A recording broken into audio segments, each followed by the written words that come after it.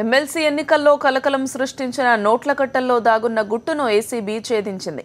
Nominated MLA స్టీఫెన్సన్ను ప్రలోభపెట్టేందుకు TDP MLA Revanth Reddy అడ్వాన్స్గా ఇవ్వజూపిన 50 లక్షల రూపాయలకు సంబంధించిన మూలాలే ఈ కేసులో కీలకంగా మారాయి.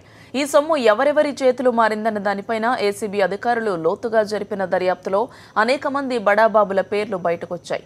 ఆ నోట్ల కట్టలు ఓ నిర్మాణ కంపెనీకి చెందినవిగా గుర్తించడంతో ఈ కేసులో మొత్తం ఆధారాలు సేకరించినట్లయింది. బంజారాహిల్స్ లో ఉన్న సదరు నిర్మాణ కంపెనీ ఖాతా ఎన్టీఆర్ ట్రస్ట్ భవన్ కు సమీపంలోని ఓ బ్యాంకులో ఉంది.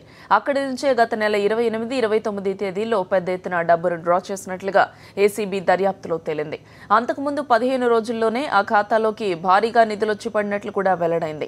ఆ డబ్బంతా ఎక్కడెక్కడి నుంచి వచ్చిందన్నది తెలుసుకోవడంలో అధికారులు పురోగతి సాధించారు.